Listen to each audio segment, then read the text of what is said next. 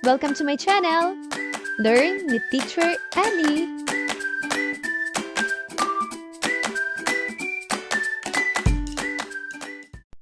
Language, Grade 1, Term 1 Examination Reviewer. Panuto. Basahin ang bawat pahayag sa bawat bilang. Piliin ang letra ng tamang sagot. Simulan na natin mga bata. Number 1. Nais mong malaman ang edad ng kaibigan mo. Alin sa mga sumusunod ang dapat mong itanong? A. Ano ang pangalan mo? B. Ilang taon ka na? O C. Saan ka nakatira?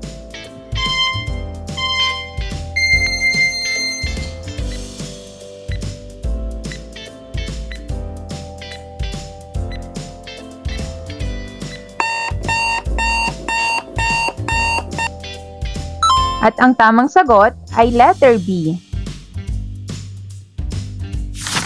Number 2. Isang umaga, nakita mo ang iyong guro na naglalakad papasok sa paaralan. Alin sa mga sumusunod ang tamang ibati sa kanya? A. Magandang umaga po. B. Magandang gabi po. O C. Magandang hapon po.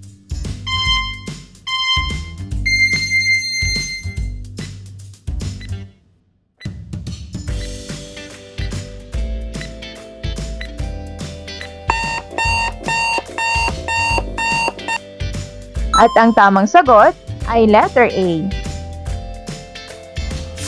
Number 3. Si Penny ay may tatlong laso. Anong pang-uri ang ginamit sa pangungusap? A. Laso, B. Tatlo, o C. Penny?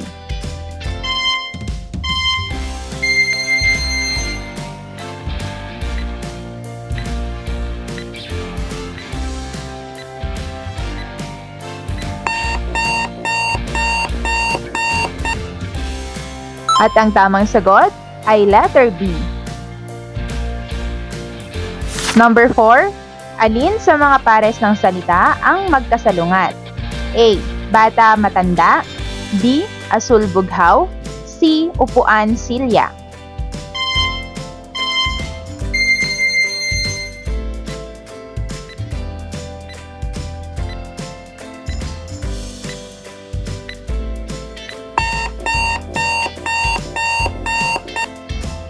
At ang tamang sagot ay letter A. Number 5. Hindi mo sinasadyang mabangga ang isang matandang babae. Ano ang sasabihin mo sa kanya? A. Salamat po. B. Makikiraan po. O C. Paumanhin po.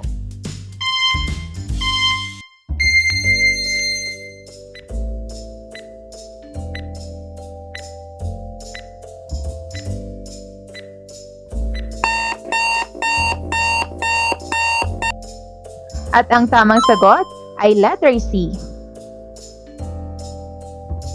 Number 6. Alin sa mga sumusunod ang hilig o nais mong basahin? A. Aklat. B. Radyo. C. Cellphone.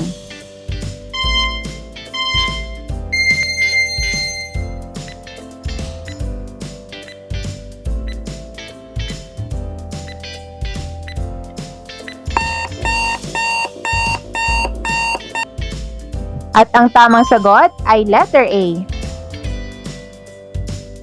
Number 7. Isa sa iyong mga kaklase ang tumayo sa harapan at nagbahagi tungkol sa kanyang pamilya. Binigkas niya ang mga salitang, "Mahal na mahal ko ang aking pamilya." Ano ang mararamdaman mo?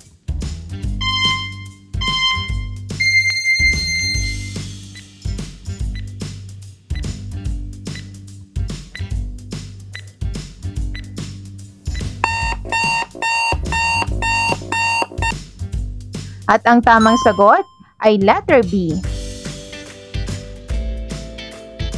Number 8. Naku, ang daming insekto. Anong uri ito ng pangungusap? A. Pasalaysay. B. Patanong. O C. Padamdam.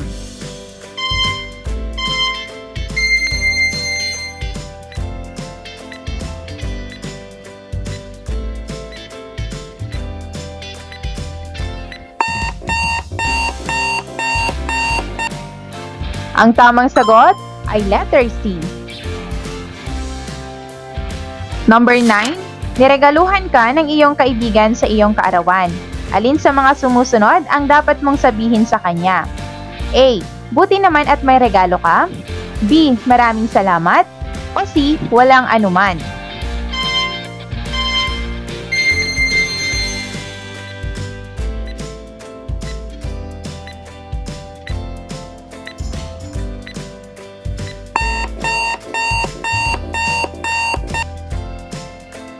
At ang tamang sagot ay letter B. Number 10, pusa, aso, kabayo at ibon. Anong pangalan ang mga ito? A. Tao. B. Bagay. C. Hayop.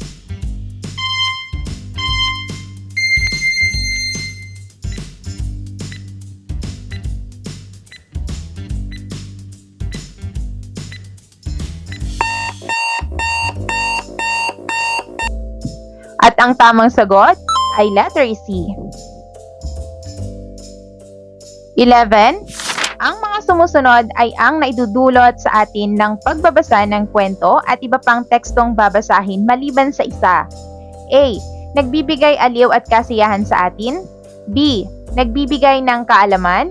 O C. Pinapahirapan ang ating buhay.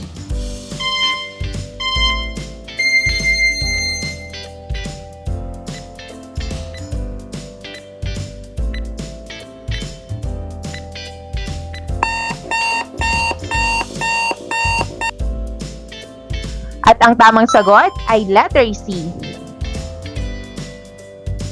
12. Saan ka nakatira? Anong uri ito ng pangungusap? A. Pasalaysay. B. Patanong. C. Padamdam.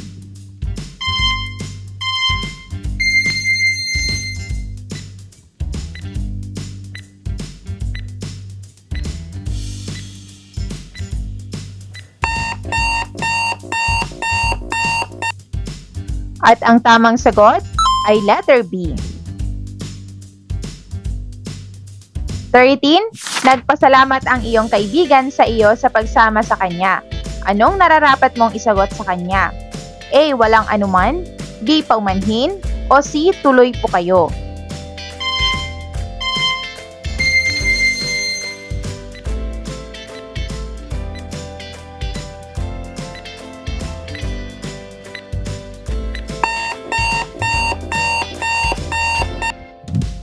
At ang tamang sagot ay letter A.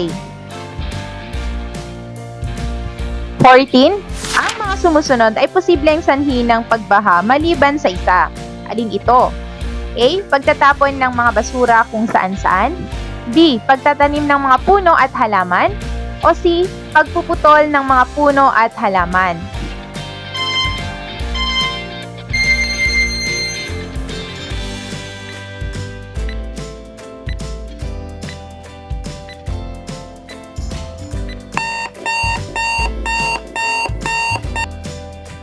At ang tamang sagot ay letter C. 15. Gumuhit ng tatlong bilog. Alin sa mga sumusunod ang nagpapakita ng wastong pagsunod sa panuto?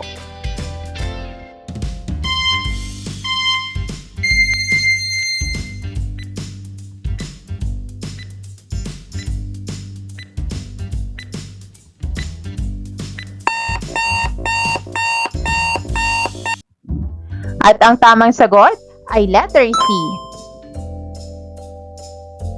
16. Paano mo ilalarawan ang pamilyang nasa larawan? A. Nagtutulungan. B. Nag-aaway. C. Nagmamahalan.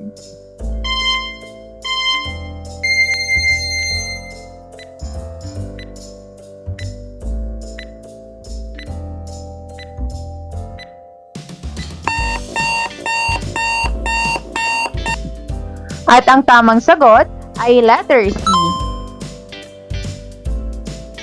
17.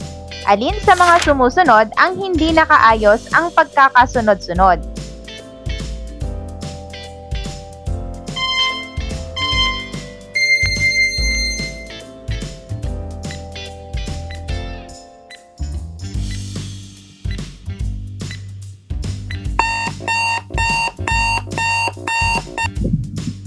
At ang tamang sagot ay letter B.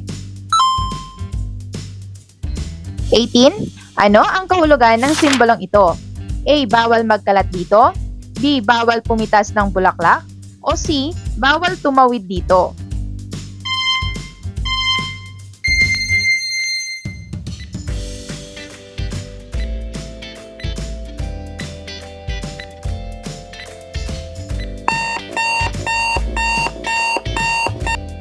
At ang tamang sagot ay letter C. 19. Alin sa mga sumusunod na larawan ang babasahing dyaryo?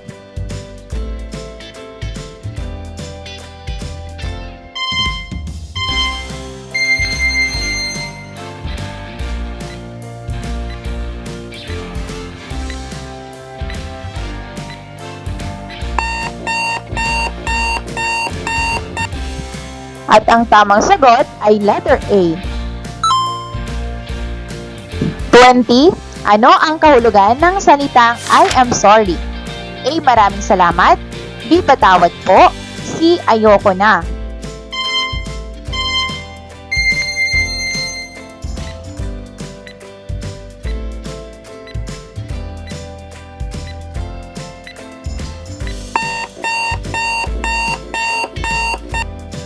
At ang tamang sagot ay letter B. 21. Masayang nagkakantahan ang magkakaibigan nang bigla na lamang namatay ang ilaw. Ano ang hindi posibleng maging wakas? A. Nawalan ng kuryente. B. Napundi ang ilaw. O C. Nawalan ng boses ang magkakaibigan.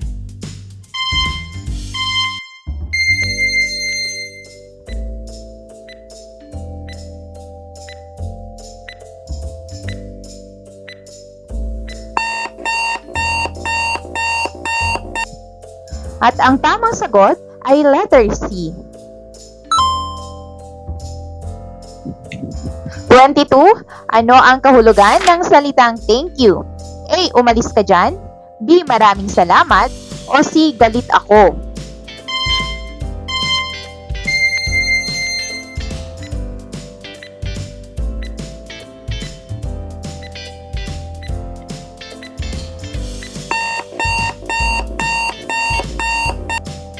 At ang tamang sagot ay letter B. 23. Alin sa mga sumusunod na larawan ang babasahing comics?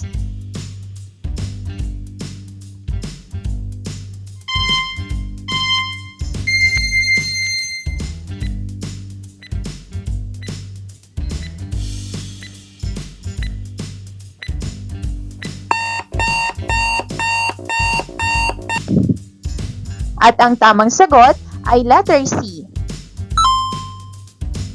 24. Kararating mo lang sa kantina at nais mong bumili ng pagkain. Nakita mong nakapila ang kaklase mo. Ano ang gagawin mo? A. Paalisin ito. B. Sisingit ka. O C. Pipila ka.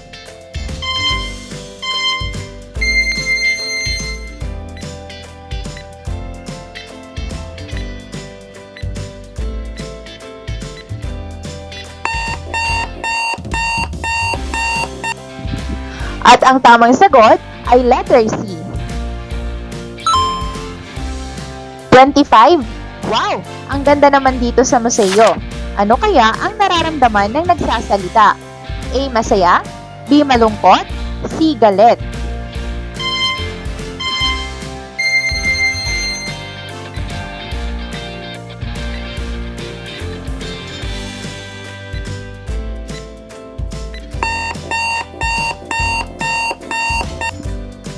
At ang tamang sagot ay letter A. 26. Anong bahagi ng kwento ang tumutukoy sa pook na pinagganapan at panahong kinapapalooban nito? A. Tauhan. B. Tagpuan. O C. Pangyayari.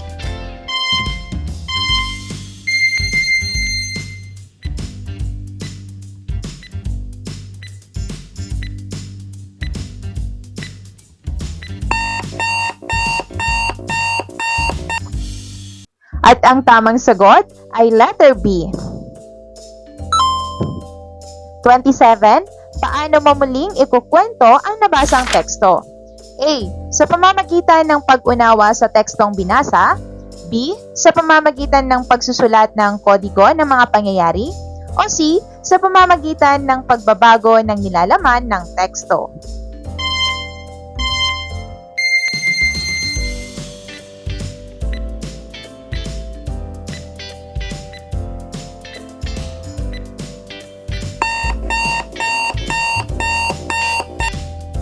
At ang tamang sagot ay letter A.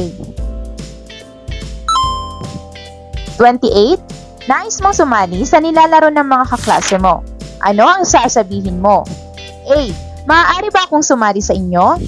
B. Isali nyo nga ako sa laro nyo? C. Ang hindi magsali sa akin sa laro ay hindi ko nabati.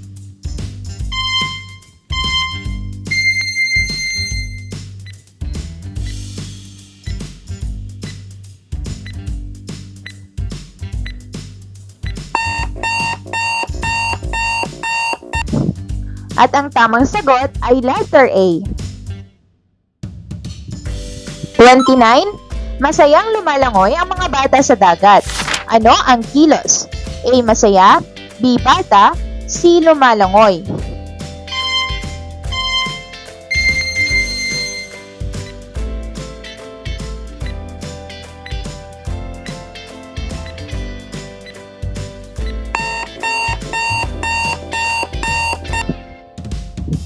At ang tamang sagot ay letter C. 30. Ang pamilya Rigor ay mamamasyal sa parke bukas. Ang salitang may diin at salungguhit ay halimbawa ng ano? A. Tao, B. Bagay, C. Puok o lugar.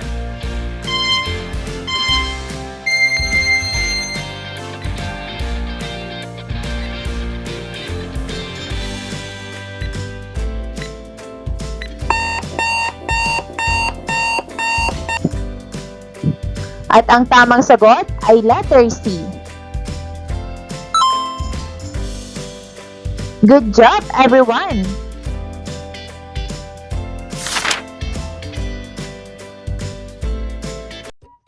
Thank you for watching!